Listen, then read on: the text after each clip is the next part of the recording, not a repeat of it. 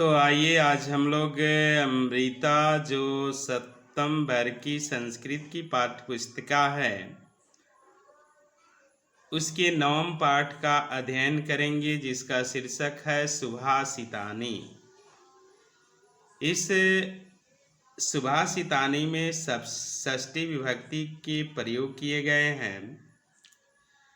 दिया हुआ है कि हमारे जीवन में स्मरण करने योग्य सुंदर उक्तियों का बहुत उपयोग होता है।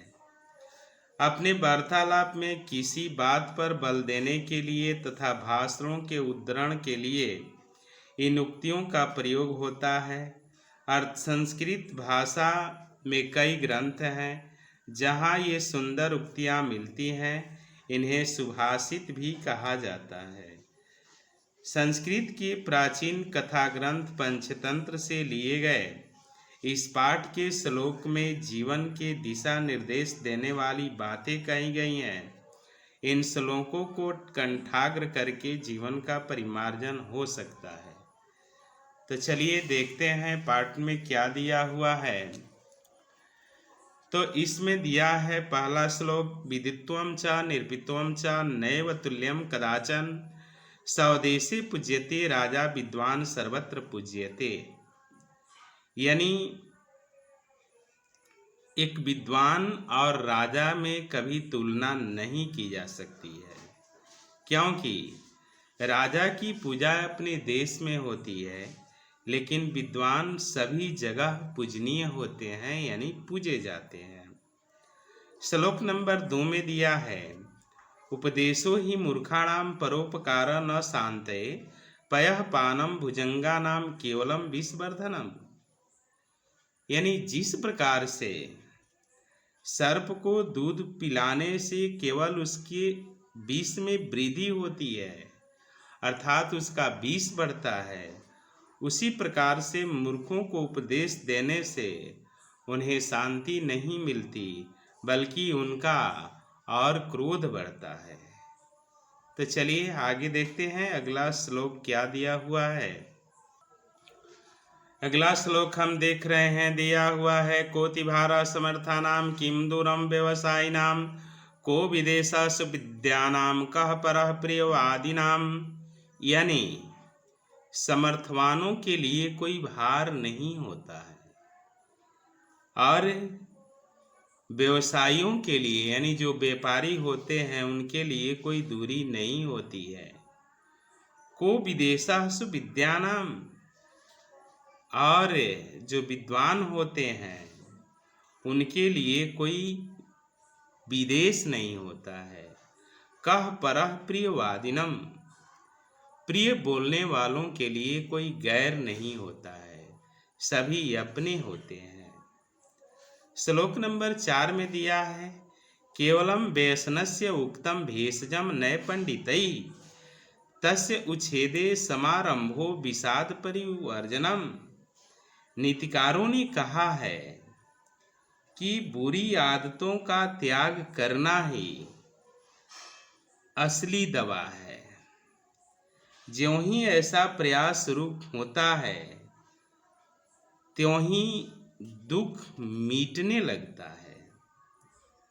अगला दिया है, गंधेन गावः पश्यन्ति शास्त्रै पश्यन्ति पंडिताः चारैः पश्यन्ति राजानः चक्षुर्भ्यमित्रे जनाः। यानी गंधेन गावः पश्यन्ति, गायें गंध से पहचानती है कि यह हमारा बछड़ा है, और विद्वान लोग जो है शास्त्र के ज्ञान से जाने जाते हैं। चारैः पश्यन्ति राजानः, और राजा अपने गुप्तचरों से जान लेता है कि उसके प्रति लोगों का विचार कैसा है, और अन्य लोग जो होते हैं आंखों से देख करके जान पाते हैं कि कौन व्यक्ति कैसा है। अगला श्लोक दिया है, आत्मनो मुख दोषेण बंध्यते सुख सारिका बकास्त्र न बंध्यते मौनम सर्वार्थ साधनम। यानी आत्मनो मुख दोषेण, अपने मुख दोष के कारण बंध्यते सुख सारिका, तोता और मैना पिंजड़े में बंद हो जाते हैं। बकास्त्र न बंधते मौनम सर्वार्थ साधनम, और बगुला जो है वह कभी भी पिंजड़े में बंद नहीं होता है, क्योंकि वह हमेशा मौन रहता है। इसलिए मौन रहने में कल्याण है। मौन रहने से सारा मनोरथ, सर्वार्थ साधनम, सारा मनोरथ पूरा हो जाता है। अगला श्लोक दिया है, अयम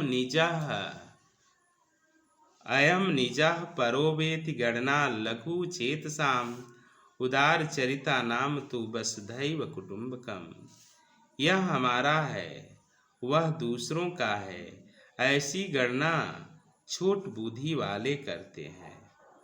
उदार चरित्र वालों के लिए तो पूरा पृथ्वी ही अपना परिवार होता है। अगला दिया है, कलहांतानि हर्म्याणि कुवाक्यांतम च सहृदम, कुराजंतानि राष्ट्राणि कूर्मांत जसो निर्णाम।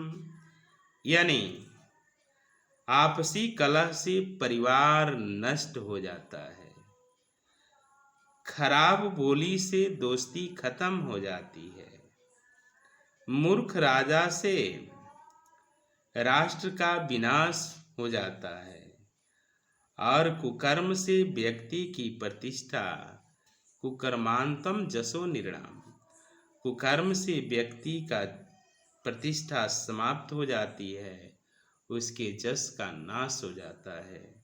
चलिए इसी के साथ यह अभ्यास समाप्त हुआ। अगर वीडियो आपको अच्छी लगी तो इसे लाइक ज़रूर करेंगे, सब्सक्राइब ज़रूर करेंगे और कमेंट करना नहीं भूलेंगे। अब हम लोग चलते हैं अभ्यास में, देखें अभ्यास में क्या दिया हुआ है। अभ्यास में हम लोग देख रहे हैं, उदाहरण स्वभाव बोधम पद्यांश बदत, ऊंच विचार वालों के लिए संसार ही परिवार है, उदार चरिता नाम तो वसुधैव कुटुम्बकम। गंवार सलाह से कुपित होते हैं, तो इसके लिए आप लिख सकते हैं कि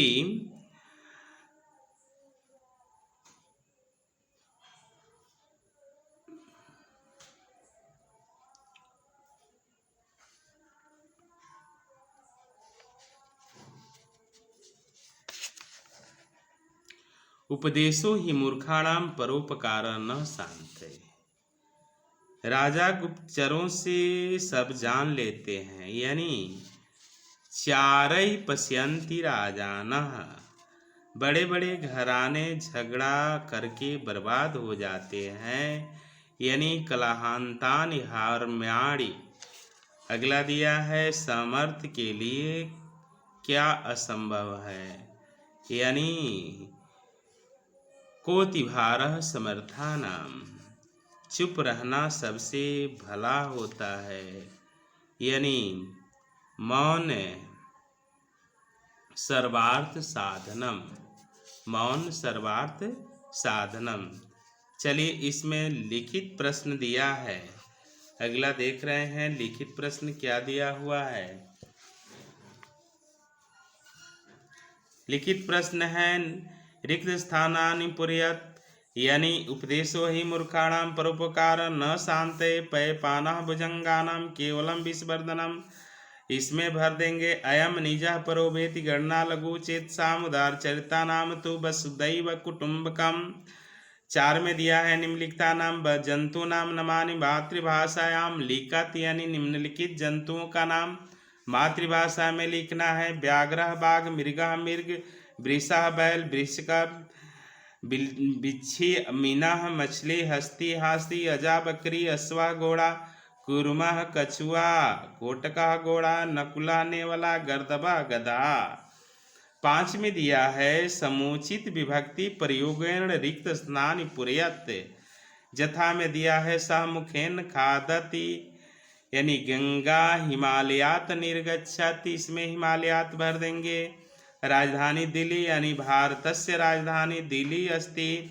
वृक्षाति पत्राणि पतन्ति, इसमें भर देंगे वयम नेत्रेण पश्यामः।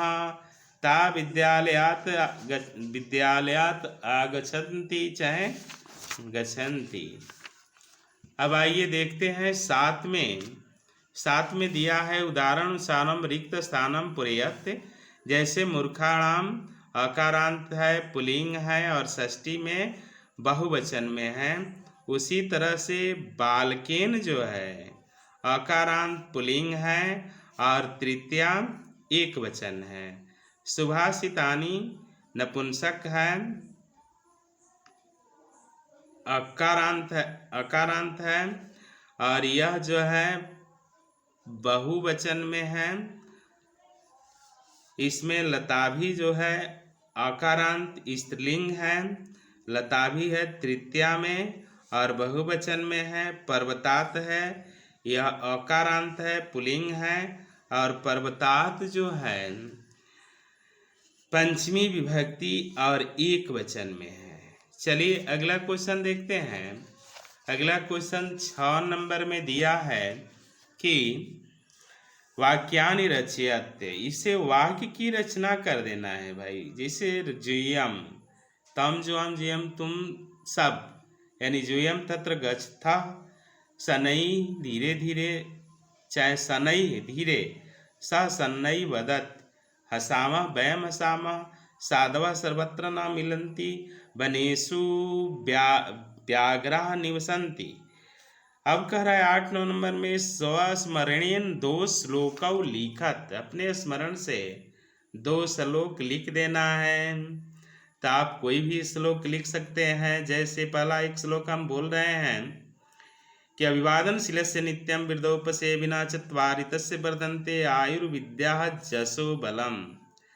अब कह रहा है 9 में श्लोकम एकम लिखित्वा तस्यार्थ हिंदी भाषायाम लिखत, यानी उसका अर्थ जो है एक श्लोक लिख करके उसका हिंदी भाषा में अर्थ लिखना है। जैसे अयम निजा परो वेति गणना लघु चेत साम उदार चरिता नाम तु वसुधैव कुटुंबकम, यह हमारा है वह गैरों का है।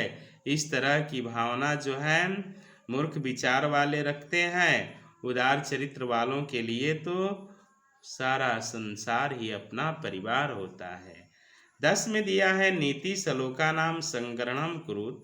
अरे भाई नीति श्लोका का एक जगह जो है संग्रहण करना है, एक जगह एकत्रित करके लिख देना है।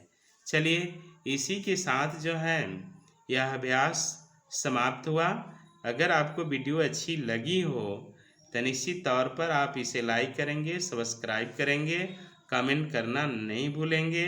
पुनः मिलेंगे आपसे अगले वीडियो के साथ। तब तक आपसे विदा लेते हैं। जय हिंद, जय भारत।